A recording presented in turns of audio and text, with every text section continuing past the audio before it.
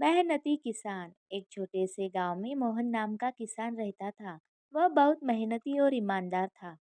हर सुबह सूरज उगने से पहले मोहन अपने खेतों में पहुंच जाता और देर शाम तक मेहनत करता। उसके पास जमीन कम थी, लेकिन हिम्मत और लगन से वह हर साल अच्छी फसल उगाता। एक साल गांव में बारिश नहीं हुई। खेत सूख गए और कई किसान गांव छोड़कर चले गए। लेकिन मोहन ने हार नहीं मानी। उसने एक पुराना कुआं साफ किया और उसमें बारिश का पानी जमा किया। फिर उसने सादे तरीके से फसल उगाने की ठानी। धीरे धीरे उसकी मेहनत रंग लाई। हरे भरे खेत लहराने लगे और मोहन की फसल बहुत अच्छी हुई। गांव वाले हैरान थे। सबने मोहन से सीखा कि कैसे कठिन समय में धैर्य और मेहनत से कामयाबी पाई जा सकती है। और मोहन ने कहानी गांव के बच्चों को भी सिखाई गई। बच्चे उसे किसान चाचा कहकर बुलाने लगे और उसकी तरह बनने के सपना देखने लगे। तो गाइज, आपको स्टोरी कैसे लगी कमेंट करके ज़रूर बताना और चैनल को सब्सक्राइब। रामायण का एक बेहद रोचक और प्रेरणादायक हिस्सा है हनुमान जी की लंका यात्रा। जब रावण ने माता सीता का हरण कर लिया और उन्हें लंका में बंदी बना लिया, तब राम जी ने हनुमान को उनकी खोज में भेजा। हनुमान जी समुद्र पार कर लंका पहुँचे और वहाँ अशोक वाटिका में सीता माता को खोज निकाला।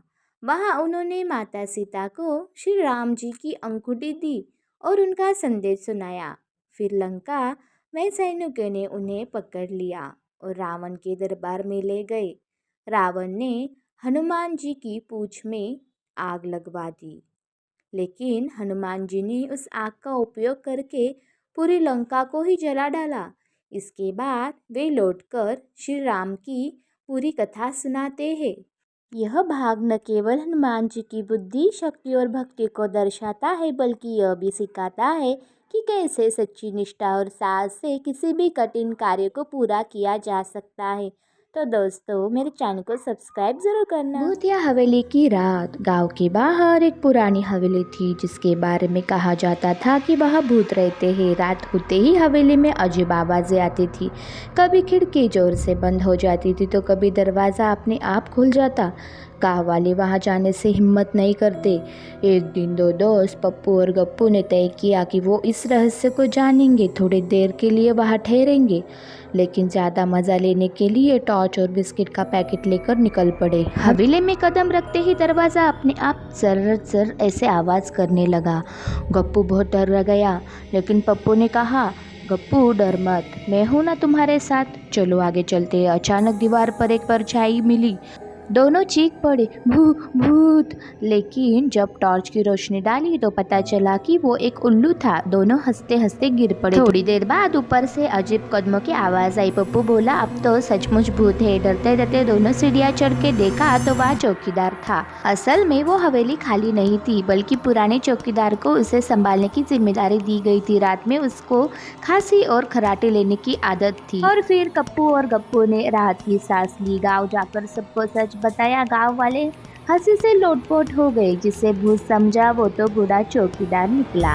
तो दोस्तों, ऐसे ही कहानियों के लिए मेरे चैनल को सब्सक्राइब जरूर करना। यह कहानी है शरारती बंदर और किसान की। एक छोटे से गांव में एक बड़ा बरगद का पेड़ था। उसी पेड़ पर रहता था एक शरारती बंदर जिसका नाम था मंकीराम। मंकीराम पूरे गांव में अपनी शरारतों के लिए मशहूर था। कभी वह बच्चों के साथ केले छीन लेता, कभी कपड़े की रस्सी पर चढ़कर औरतों की साड़ियाँ नीचे गिरा देता। लोग परेशान होकर कहते, ए बंदर, बहुत नटखट है रे तू।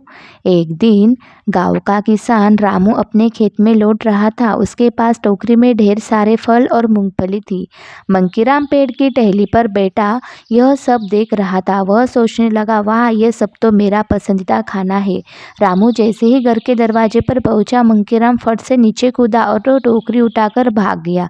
गांव वाले हंसने लगे और बोले, रामू, तेरा सामान तो शरारती बंदर से हो गया।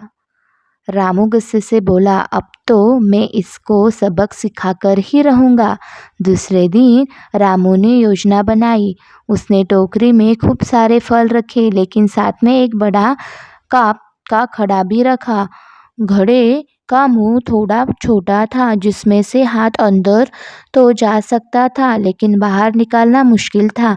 जैसे ही मंकीराम आया, उसने टोकरी से फल उठाने शुरू किए। अचानक उसकी नज़र घड़े पर गई। अंदर बहुत सारी मूंगफली रखी थी। मंकीराम ने हाथ अंदर डाला और मूंगफली में जोर से पकड़ ली, लेकिन जब उसने हाथ बाहर निकाला चाहा तो हाथ फंस गया।